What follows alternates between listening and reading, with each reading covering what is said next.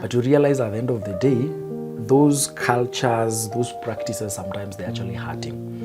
And by saying that is gender knows, violence knows no gender. Yeah, for sure. It cuts across. Because I used to lie a lot. Yeah. A lot about what happened to me. Eating for women. Yes. But when you look at men also go through gender-based violence, whether physical, whether verbal, whether mental, whether financial, they're still going through. But how we've been raised will determine how we will communicate the message out there.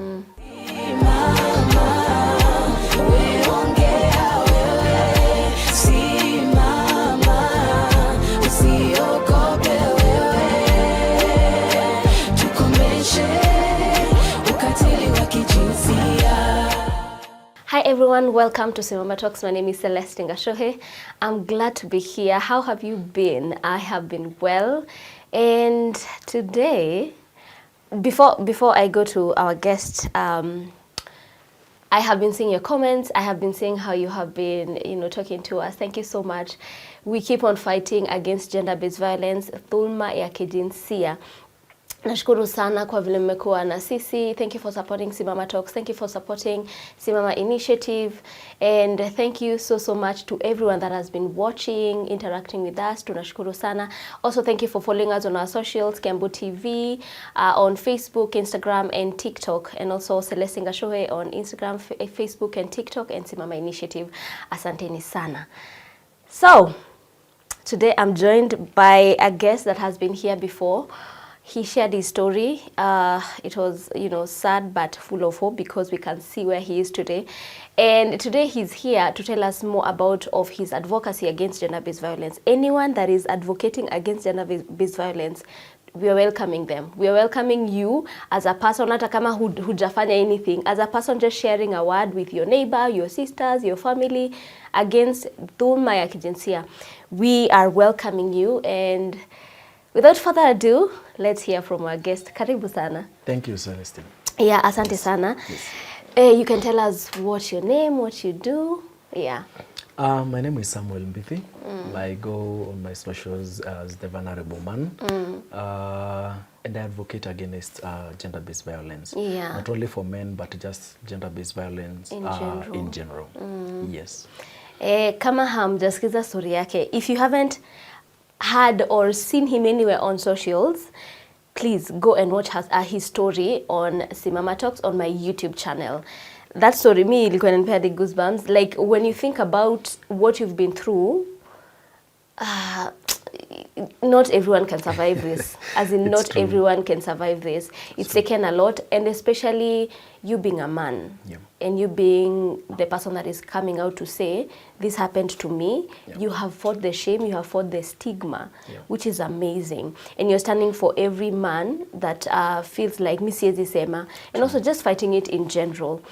For someone that has never heard about you, mwenye, maybe we can give them a hint before they go and watch the episode about your story on my YouTube channel, Celeste Ngashohe. Maybe touch a little bit about it before we go to the advocacy. What I can say is I'm a burn survivor. 14 years ago, I got involved into a relationship that really, I wouldn't say it was a relationship, but by then it looked like. Yes. And then you are young, you think you know it all, and then all of a sudden there are red flags that you're seeing in a relationship, but you're not taking them seriously. And then that's how I got now the burns that I have. Yeah. And that is more categorized as also gender-based violence. Yes. And being a man, it was not easy for me for all that period to come out clean and tell people that this actually happened to a man. Yeah. Because of the stigma, because of how the society has put a man to look like, There's how they expect a man to behave or to control his family. Yeah. But you realize at the end of the day, those cultures, those practices, sometimes they're actually hurting. And by saying that is gender knows, violence knows no gender. Yeah, for sure. It cuts across. And it is not a competition of who is who. Yeah. It is about what terms do we have while we are dating. What are we doing during that period of dating? Yeah. What is expected of you, what is expected of me. Rather than at some point we are having arguments, but we tend to suppress them. Yeah. And then one day zinalipuka. And when zinalipuka, I don't know how you control your anger. You don't know how I control my anger. Yeah. Or what I'm able to do during that period of time. So communication becomes also part of it. Yeah. But going through all that period, I realized that there was a lot that myself I had not accepted. Yeah. There was a lot that was going through me. And it was actually doing more harm mentally than what I was telling people, because I used to lie a lot. Yeah. A lot about what happened to me. Yeah. Like, no, ni gas tu ilinichoma, you know, my dating period since Nichomeke was not easy, because nobody knew exactly what was happening. But Yeah. one day I realized that it was doing more harm to me. And I appreciate the people who have been with me through that journey to a point whereby I realized, yeah, I need to talk about it. Yeah. Yes. Awesome. And that's where the advocacy starts, that the healing. Exactly. Yeah. Exactly. Yeah. So what really made you think of doing advocacy? Despite, you know, you've gone through the trauma, now you've accepted the truth, and you want to tell people the truth, and you want to share and advocate. What really pushed you being a man? It was not easy, like I've said, because being through 14 surgeries, and I never accepted a single one during the period of the surgeries, my parents to attend any, because I could see the trauma of what was happening to them. Yeah. And I'm born in a family that also was very violent. Oh, God. So violence was like part of my life all through. I never experienced much of what we call parental love. When I got burnt when I was 20 years old, I never lived a good life between 20 up to around 28 years old. I was just living like just any other person. You know, there's the youthful part of life that I missed that period. But then, when I went on my social medias, most of the time, I could see a lot of people are just posting about gender-based violence - women. Oh, yeah. So you realize it has been already categorized as a women affair. When we look, when we look at most of the organizations that we have in our country, it is gender-based violence, women. Fighting for women. Yes. But when you look at men also go through gender-based violence, whether physical, whether verbal, whether mental, whether financial, they're still going through. But how we've been raised will determine how we will communicate the message out there. And when I started dating and found a lady that was very serious with me, and they accepted me the way I am, they were like, you know, you can talk about your story and you'll encourage a lot of people. And then I told her, no, sidhani nimefika hiyo level ya kuongea. And she kept pushing, because I believe she was the one who realized a lot about me than me myself. Yeah. And we started talking about it, you know, discussing about it. And then I was like, yeah, I'll tell it to the world. Let them judge me. Let whoever wants to take the message positive, whether wants to take it negative, it is none of my business. But I am communicating something that GBV is not about women. Men also go through the same. And that is how the journey now started. About advocacy. Did a lot of research about men going through GBV, you know, because most of the time you realize we tend to take GBV as a physical issue or assault. But even verbally, is part of it. There's how you'll treat a man or a woman, and it goes along affecting a lot of things, and that is part of GBV. There's how maybe ati mwanamke lazima akufulie nguo, akupikie, you know, those are old traditions at some point.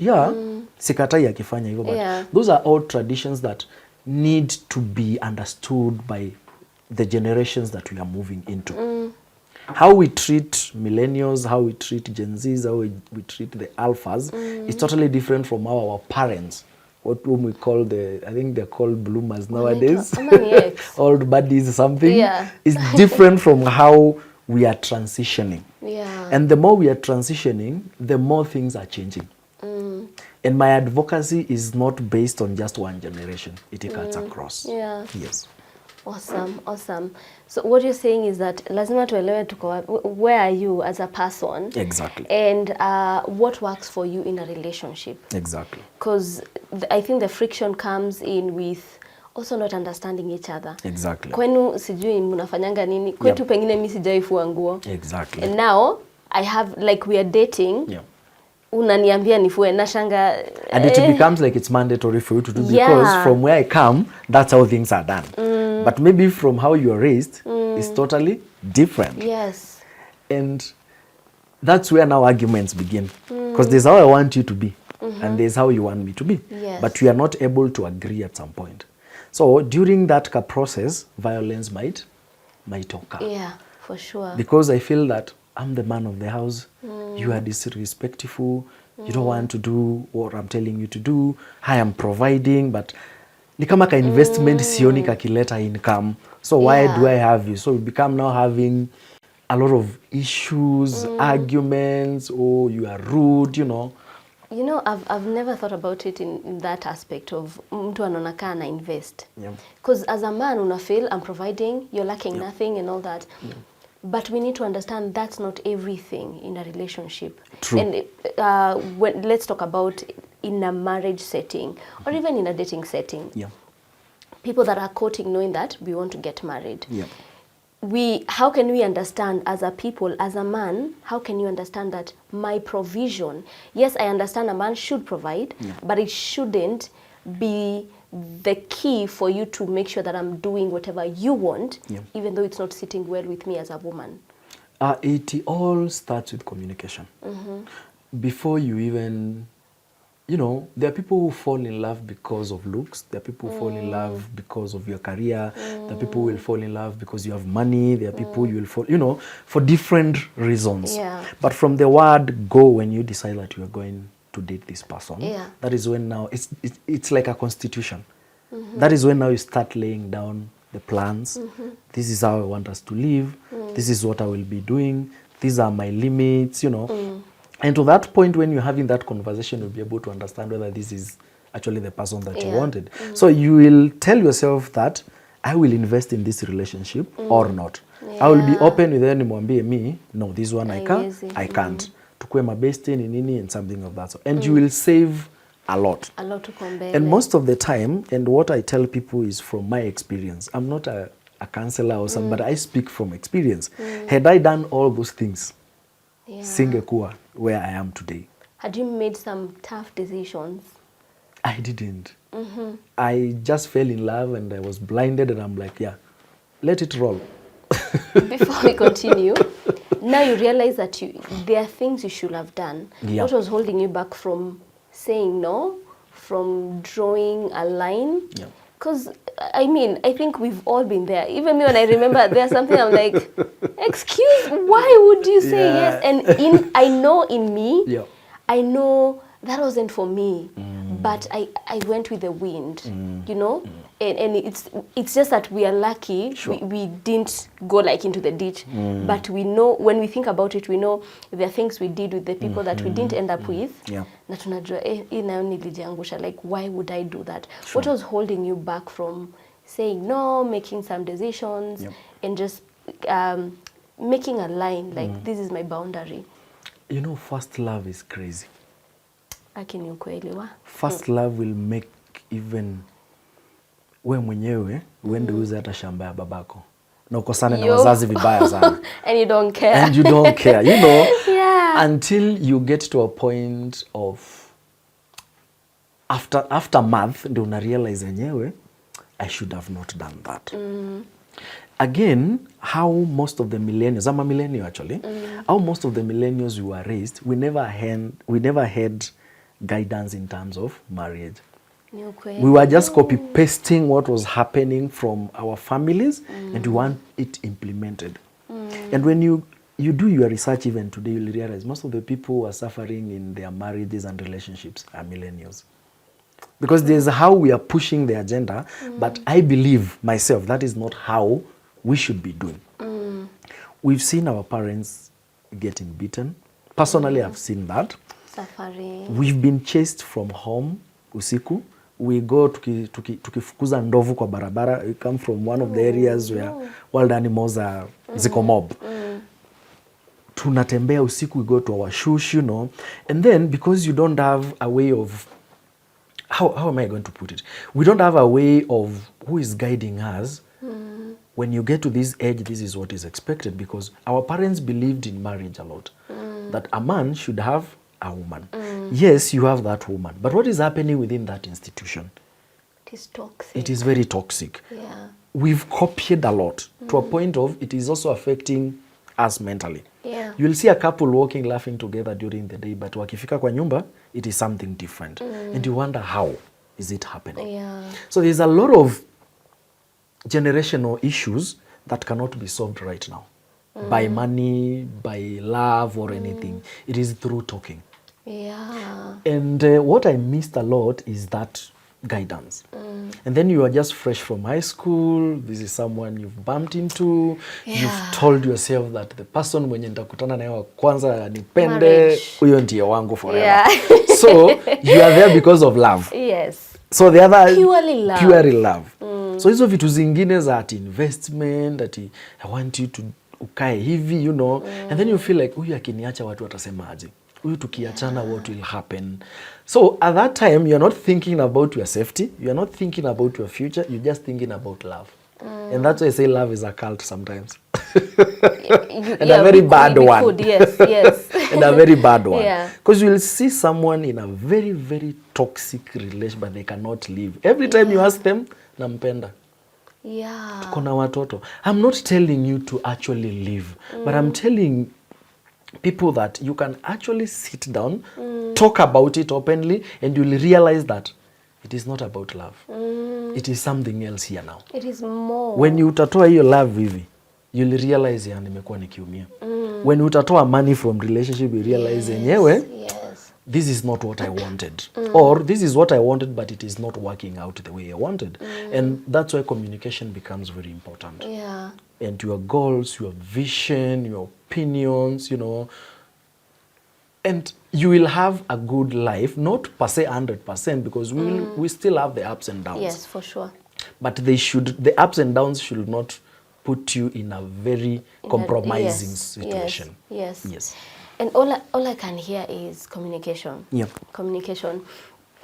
When you talked about your parents, when I think, I'm also a millennial, when I think about it, I don't even think if our parents knew as in ni kama ni wrong. I think they also just came and continued. And I think for us, the reason we have the courage to speak is because we are more exposed. Sure. It's because I think we're in a generation where we've seen so much. Yeah.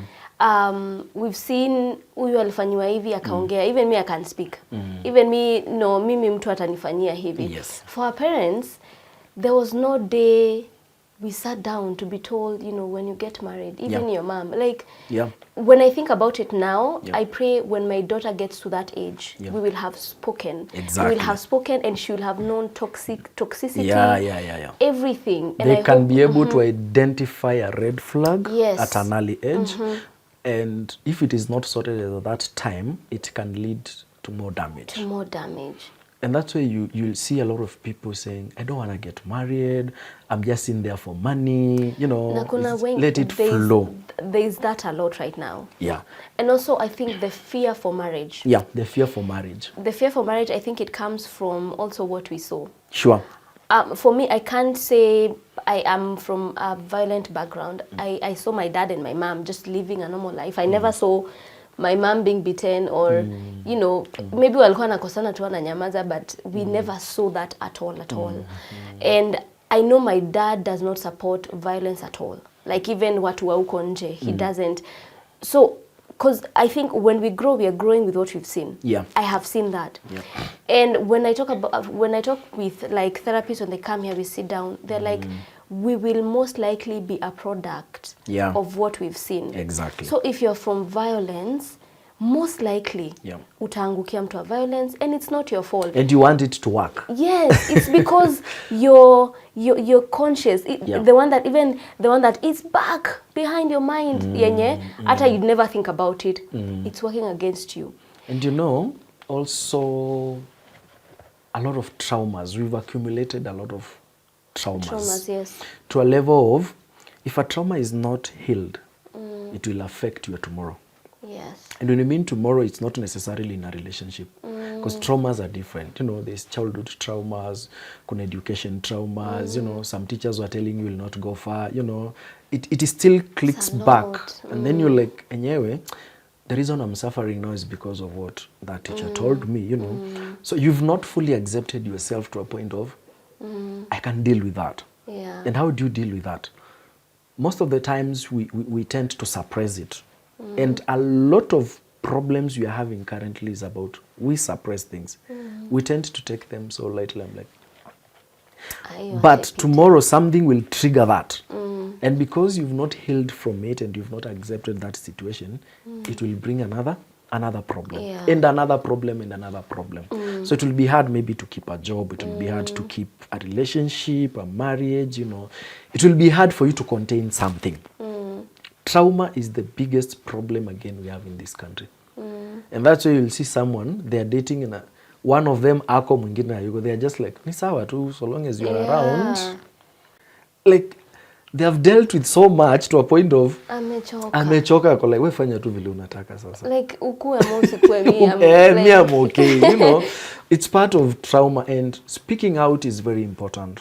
Not only to a therapist, not only to a counselor, but also to your partner that, yeah, you need to understand me. The reason I don't like this is because I saw it happening somewhere. It has happened kwa background yetu. We never dealt with it, you know. Sometimes I look at my parents and I'm like, what? You guys don't know what you put me through. Because I'm the firstborn.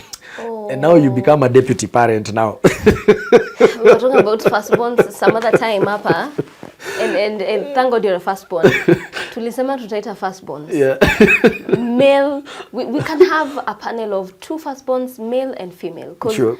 What firstborns wengi nimeona wakiongea Instagram and, you know, TikTok and socials in general, ni wasichana. Unaona mtu anasema, me I'm a firstborn, I want to run away. Yeah. Because they already have their families, aliolewa but bado ni mzazi kule. It's so unfair. And I can't relate because I'm not a firstborn. Is that generation? Wazazi wetu, we used to be told that children ni wealth. So the more children you have, the more wealth you have. Yes. So you will marry off your daughters, you'll get goats and cows, you know. Your sons, they don't necessarily need to go to school. What will happen? Watakuwa wanakulimia, wanalisha mbuzi, you know. Gawe shamba hapo. Yes, msichana akiolewa kama amekuwa successful kwa hiyo boma, yeye ndo anaexpectiwa take care of their siblings, you know.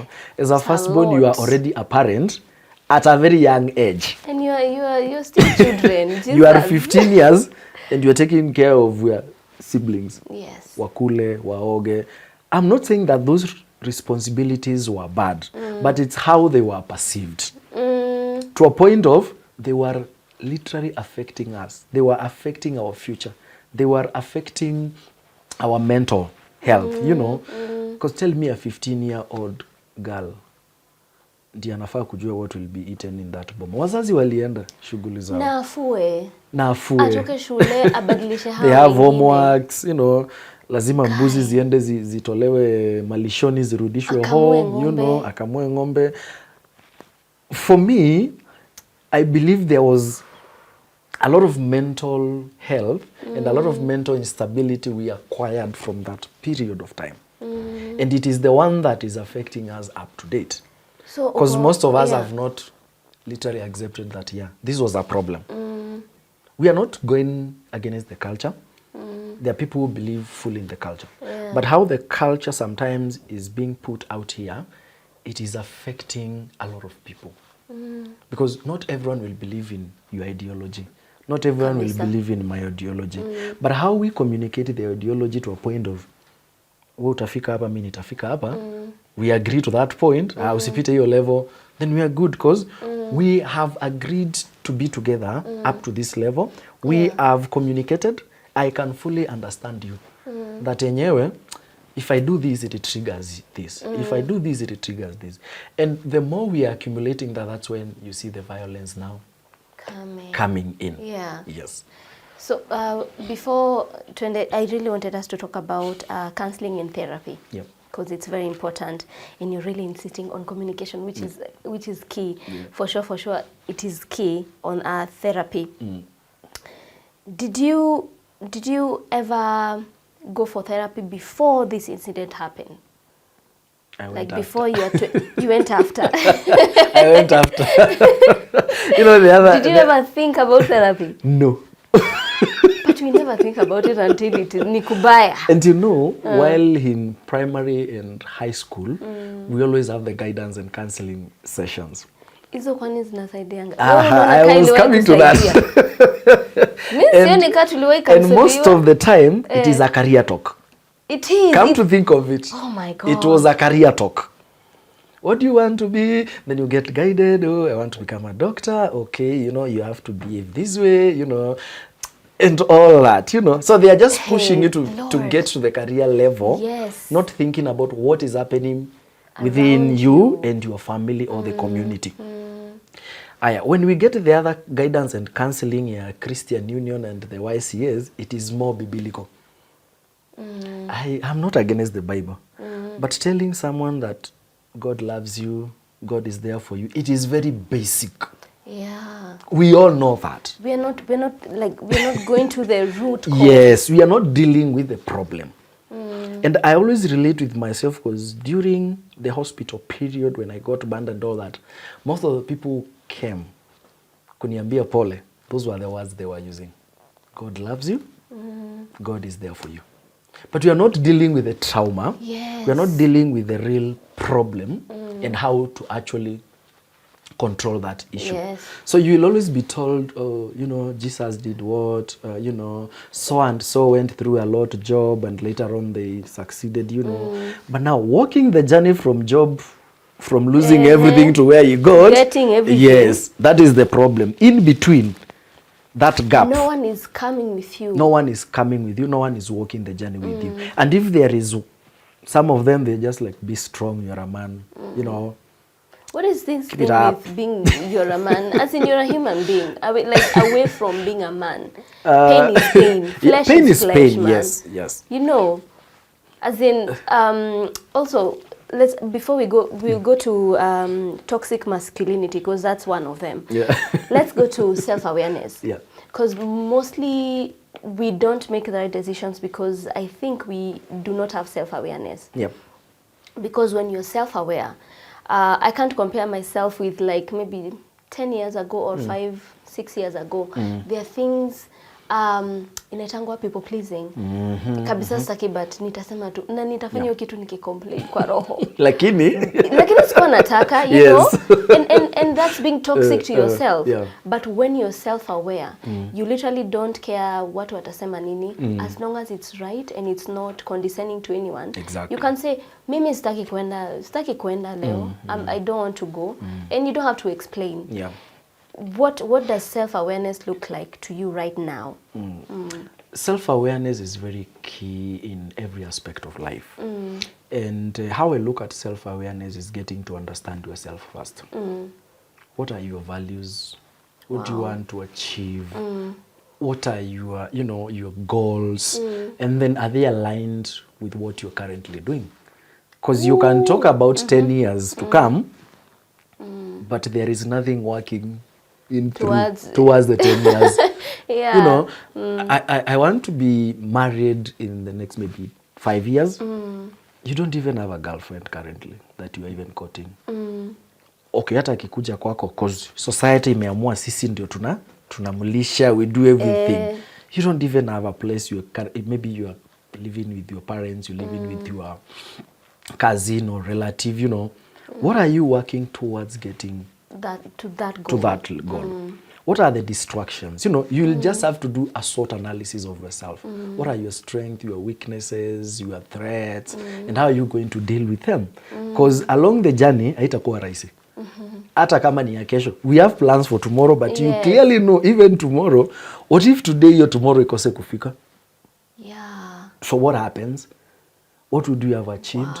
What legacy would you have left. And like you said, we are more of people pleasers than doing what we really think is the right thing or following our values. Yes. And when we please people, we are hurting ourselves more. Because it is you to get satisfied, not me. Yeah. So I satisfy you, lakini nitabaki na maswali, I'm like, then what am I doing? Yeah. So understanding yourself is very key. And I go back to also the generations that we are moving into. Yes. Things are changing so fast. You remember probably, I don't know, your Ushago. Our Ushago, there was just one vehicle. Na inatokanga at specific time. Ushago mingi ziko hivyo. Ikienda, imeenda. You know, and they literally knew nani anaendanga saa ngapi na anachukuliangwa wapi. Yes. So they would ungepanda hiyo gari 8 in the morning, but 8 atoka juu mwalimu fulani hajafika na anaendanga na hiyo gari daily. It is not the same right now. Things have literally changed. So how do we move from that gari moja to now gari unaweza panda anytime you want? You know, you can even call an Uber, you can get a motorcycle to get you somewhere. So as more the generations are changing, technology is also advancing. Yes. People are advancing in terms of information. We are getting a lot of information. You can easily get any data that you want online. Yeah. Those days, we could only send letters via the post office. Yeah. And it would take even sometimes months. Money was not available on kwa simu. I remember my dad used to work far away, so he would send money via posta. Or sometimes my God. And sometimes he would send that via anaongea na dereva anampe hiyo do atulete. Na dereva anaweza kosa kualetea, atumie kwanza alete some other time, you know. So how we are handling generational change should also be very key with everyone. Because how I saw things is different from how I'm seeing things right now. Yes. Maybe I have too much information and I'm trying to digest a lot of things, and now they are making sense. Yeah. You know, we are talking of Gen Zs, but when you look at them, it's not a bad generation. It needs a little bit guidance. Yeah. But who is there to guide them? We are broken. It's only the social media that is there currently. And if you put anything on social media, and that's another thing I've realized, when you post something on social media, people don't go to the details. They only read the caption.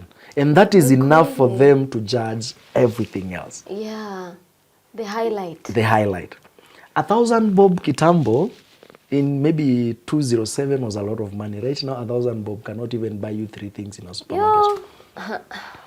So how we are dealing with these generations will also influence a lot of things in terms of violence, in terms of gender, GBV, and all the aspects that come in across.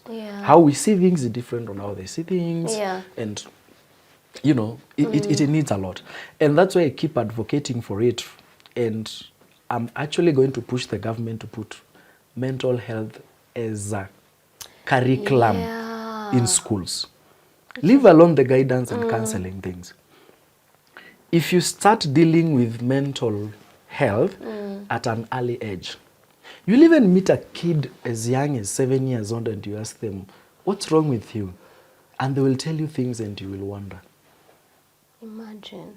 Mtoi anakuambia story, unashanga anakuambia alichapwa, sijui alifanyiwa nini, anaambiwa akachote maji and all that, you know. But because there is no guidance to them, we've started building a problem for them, for the future to deal with. And a store. Yes, and a store. If that is dealt with at an early age, we won't get to the levels that currently things are happening in the country. If it is put as a curriculum, it's a subject. Not only that you get counseling only when you've suffered on something or you're angry, that's when you get counseling. No. It needs to start from an early age. And as parents also, we need to get involved kwa life ya watoi. Not only to kulipa school fees, unaonekananga kwa nyumba, you know, once in a while, you know. But that process needs to work all through. Awesome. I hope you guys are enjoying this conversation. Lakini tumefika wakati ambao we will have to take a short break, and then we'll be back. If you would like to be here with us and speak to us and share your story, or just come here and give us your insights, remember to WhatsApp us with this number right here, or Instagram, Facebook, and TikTok Kiambu TV, or Celestine Gashohe, or Simama Initiative. Ama email us at gashohecelestine@gmail.com. Sawa sawa, usibanduke, tunarudi.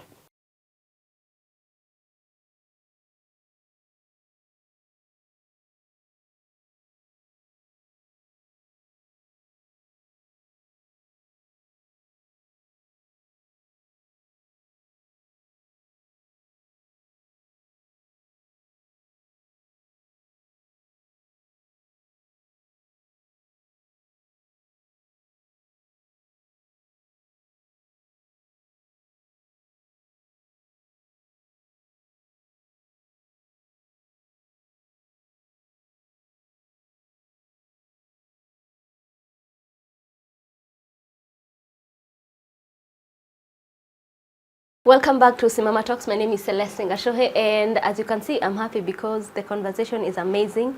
Tunaongea vitu very deep, but also we are having fun because we are learning. Sure, Samuel? Sure. Yeah. So before we went for a break, tulikuwa tumemention mambo ya toxic masculinity. Yeah. You know, na hizi zote ni society imetupea. Mwanaume anafaa jikaushe nini. And I remember I mentioned that even when you had your accident, imagine umechomeka vile flesh yangu ingechomeka. So kuambiwa wewe ni mwanaume ujikaze, it's unfair. True. Yeah. How do you see toxic masculinity affecting you men when you go through such things? Toxic masculinity, I look at it in two ways. There's the positive side of it, and there is the negative side of it. When you talk of the positives, it is how you as a man has visioned to be.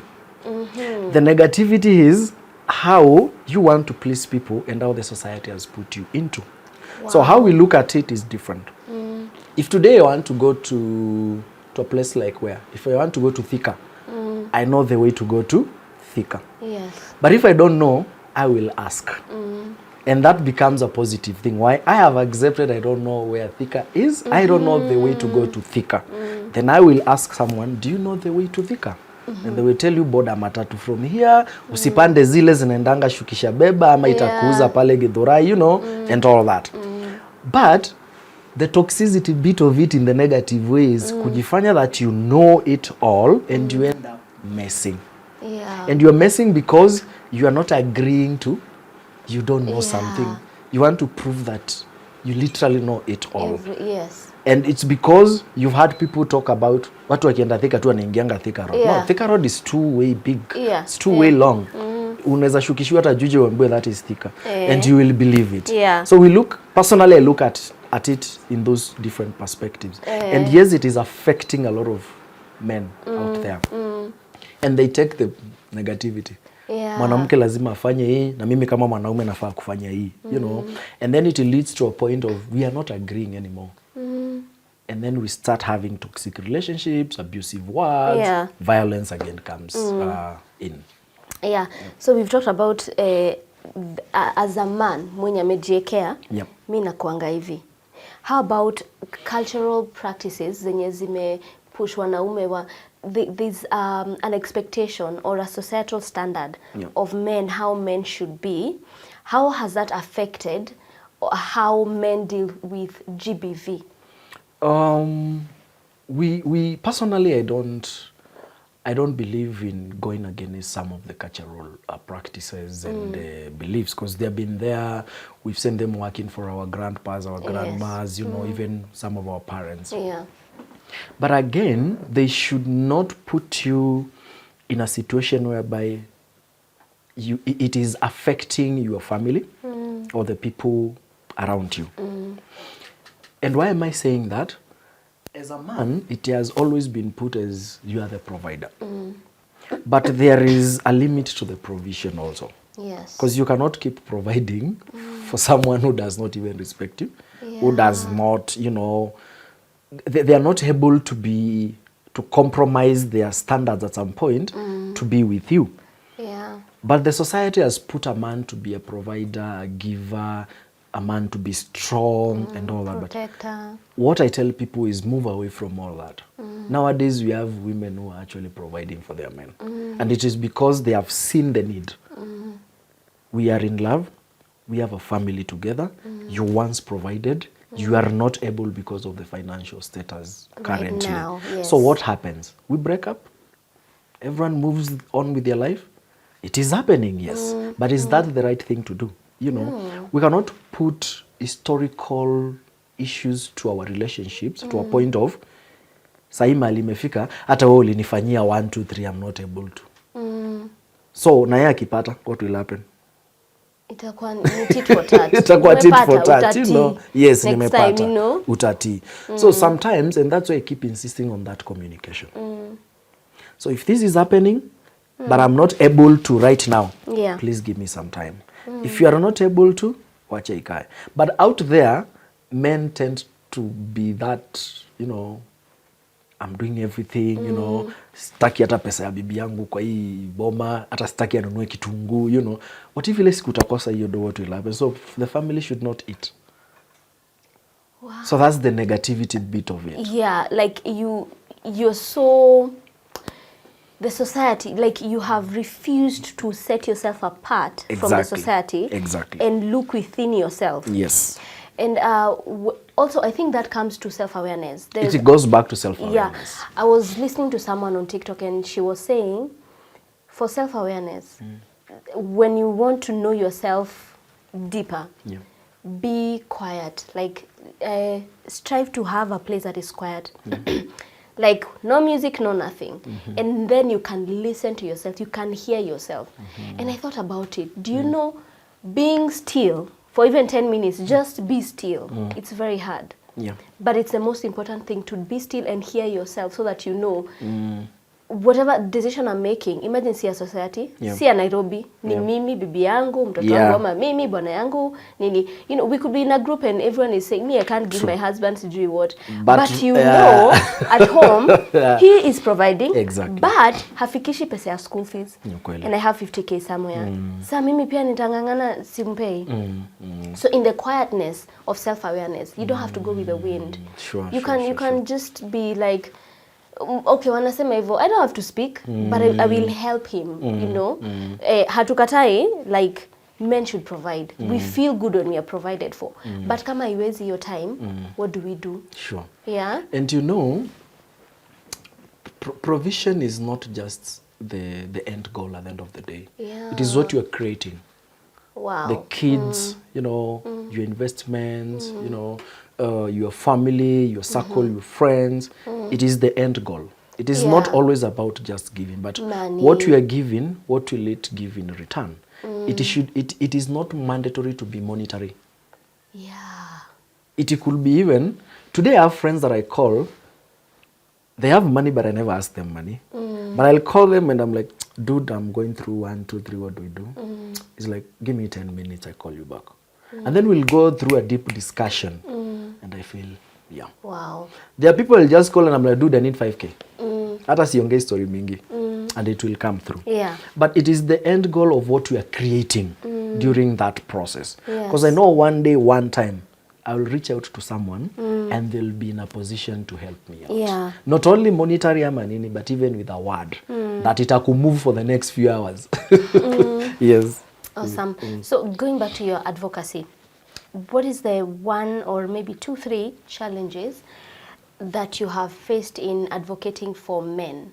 I know you do for all of us, but mostly men, because I feel like men don't talk a lot. Sure. Like, you are rare for people to come out and say this happened. Yeah.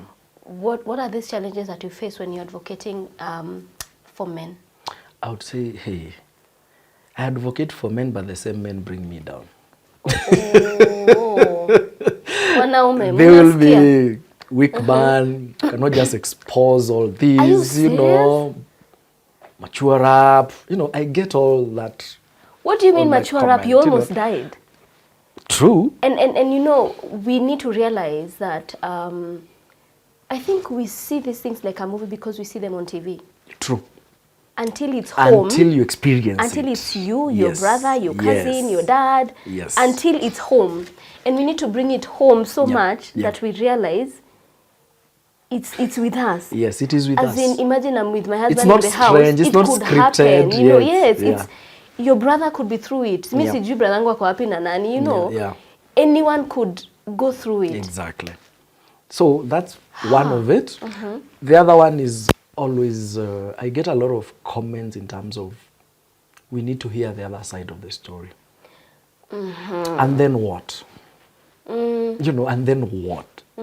You are not a prosecutor, you are not a judge, you have no capacity to even conclude on what actually transpired. Yeah. Then maybe the other one I would talk about is getting justice. Because I see a lot of people also come into my DM and they talk about, I went through this, I never got justice. And it triggers back to my story again of what happened. Yeah. And you realize our law enforcement is very, very broken. Our judicial service is also very broken. And our laws and policies on how they have been put, they mostly focus on women. If today, I've been following another guy, I can't remember his name, is in South Africa. He recently went through GBV. His wife literally wanted to kill him.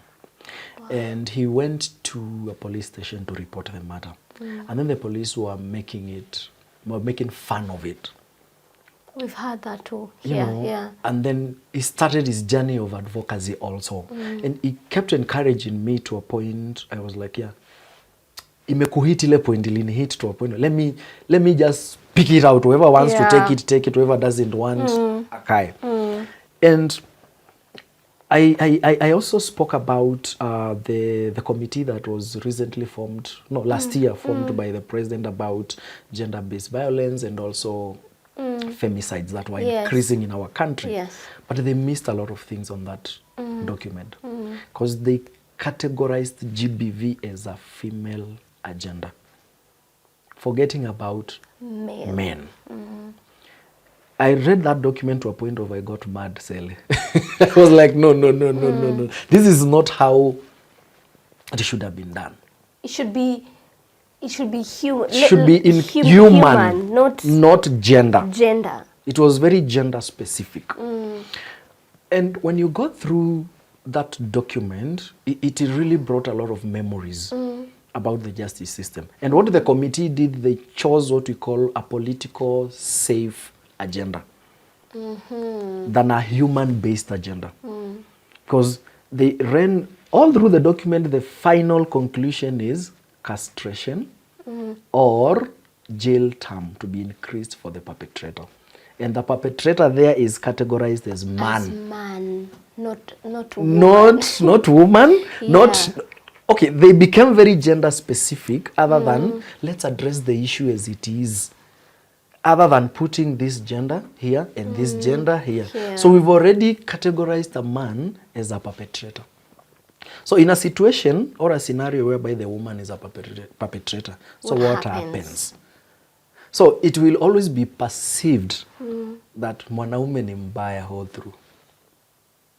You know, and then that ideology will be taken over generations and generations. Yes, and for it sure. will not change. Yeah. Wow. So there are a lot of challenges along the way. But just to mention a few. And sometimes kuna vitu unaangalianga like, let me just ignore this one and move on. Ndio usikasirike. Sitaki tu kukasirika. So thank you for sharing that, and I hope that we are listening, and I hope that we can be part of a change. Hata kama ni dot. Sure. You know, just being a man and don't bring someone down. Manze, I'm telling you, you're rare to find someone speaking and saying, this happened to me and I'm a man, you know? Yeah.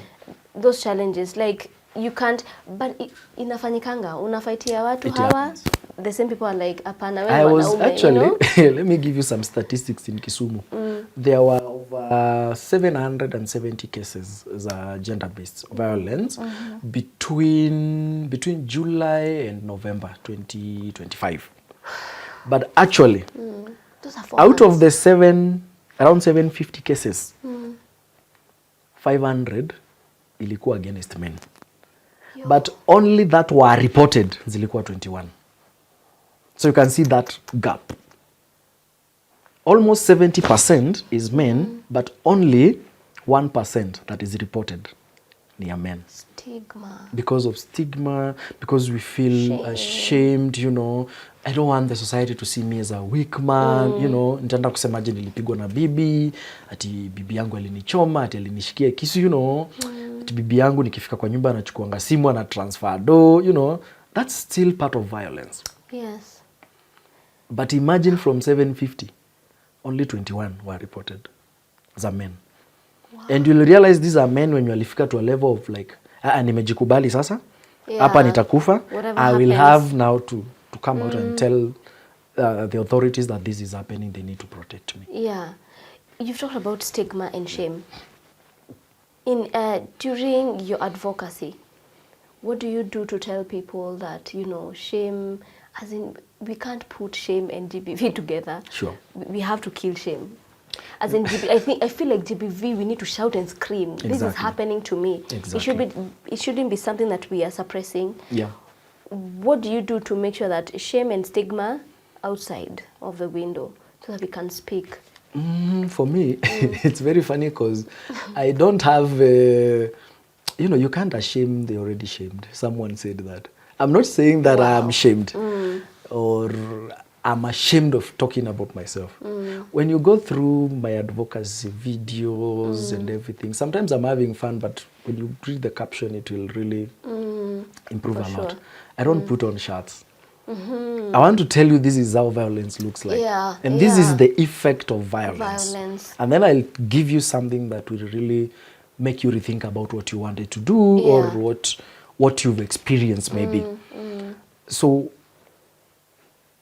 already you shared about who is me. Yeah.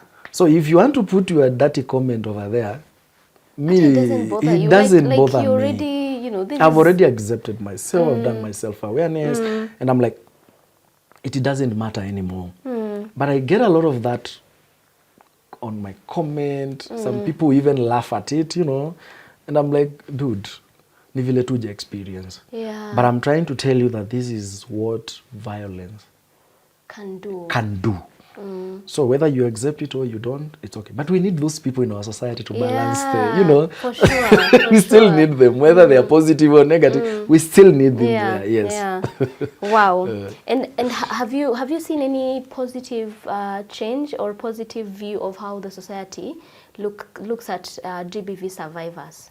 Not fully. I haven't gone deep into that. Yeah.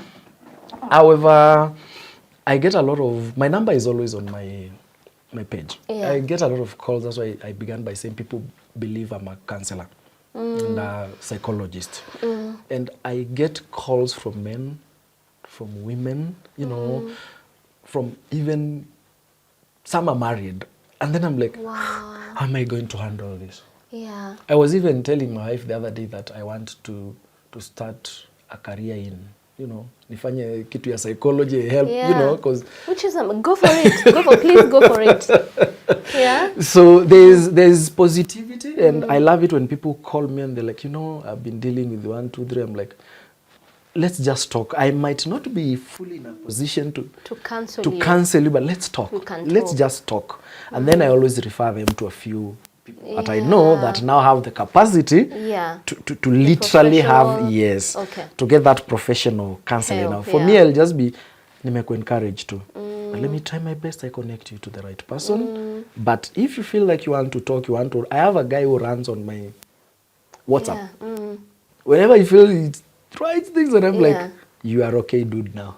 Yeah, because he can talk. Yes, I tell him, just keep talking, but don't let that anger or that thing that you are told iku bring down, ama ufanye kitu mbaya you regret later. Please write it down on my page. Nitakuja tu nitaisoma, then I'll call you. I'm like, ndo pumzika. Wow. Because speaking also releases that energy, that negative energy and bitterness. But the more you keep holding ilo najikutanga, you do something, unaambiwa umefanya something, you're like, no, that was not me. because of the bitterness, the anger. You've piled up a lot to a point of you cannot handle it anymore. Yeah. Wow. Thank you so much, Samuel, for sharing. It's amazing to hear from you what you're doing. Thank you for using your social media. Social media is free and we can use it however we want to. True. But you have chosen to use it to share your story, to encourage men especially, and even women. Yes. And the fact that women are also finding a safe space in you to speak, and men, we are really grateful. Thank you. Yeah, guys, we've come to an end of this beautiful conversation. I hope we'll have you another time. Sure. To have more conversations. And guys, remember, Samuel has given us his story. He's come here before, he's shared his story.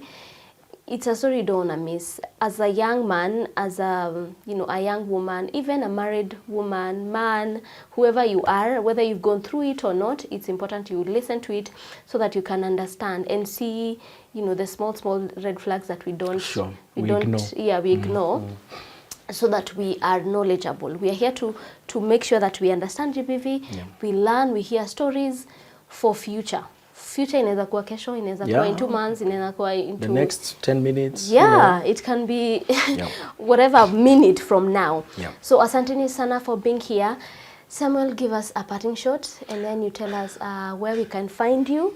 And if anybody would like to, talk to you, pengine anapitia, pengine hapitii, just talk to you how they can find you. But before that, if you could tell someone, a survivor somewhere, a young man, this GBV happened to you when you were 20 years old. I think that's a very vulnerable age. To go through such traumatic event. A young man that is going through it, and a young man or a woman also that is a survivor of either burn survivor or any other form of gender-based violence. What can you tell them now? First of all, for the burn survivors, I'll tell them that they are beyond the burns. It's not what we see, but they are beyond what we see. And what I can tell them is to gain the courage, accept themselves the way they are, and they move on with their lives. For anyone who has gone through any type of GBV, be it violence, be it financial, be it, any category of GBV, I will be honest with them that we need to move beyond that level. And the more we advocate for it, the better we get the audience, the better people are coming out to speak out. The more we hide, the more we are causing more traumas to ourselves, which will affect our future tomorrow. And my parting shot will be violence knows no gender. Violence is violence, irrespective of ni nani in affect, whether female, whether male, whether child, whether anyone. Violence is violence, and it is not specific. And violence is very expensive. It's very, very expensive. It can land you into jail. It can make the survivor, accrue a lot of bills. It is very, very expensive. Trauma, self-esteem. It cuts across.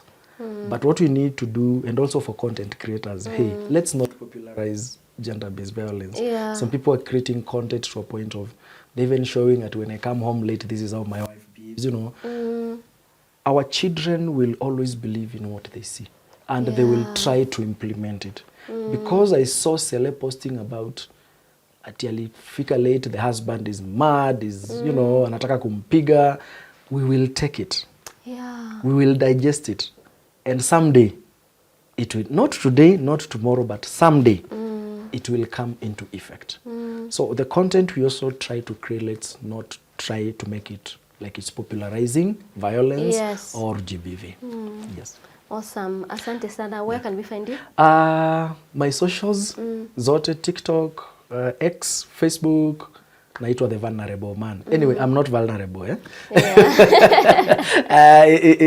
It's a name I found unique. It's a name I wanted to represent men. Yeah. My ID name is Samuel Mbithi. Yeah. My contact is also on my socials. You can reach out to me, then we can move on the conversations. Wow. Yes. Awesome. Thank you for coming. Thank you too. Thank you for sharing. Thank you for the work you're doing. We really appreciate it as Simama Talks. We really, really appreciate it. Thank you. Asanteni sana, my people. Thank you for staying here. Thank you for listening, interacting with us.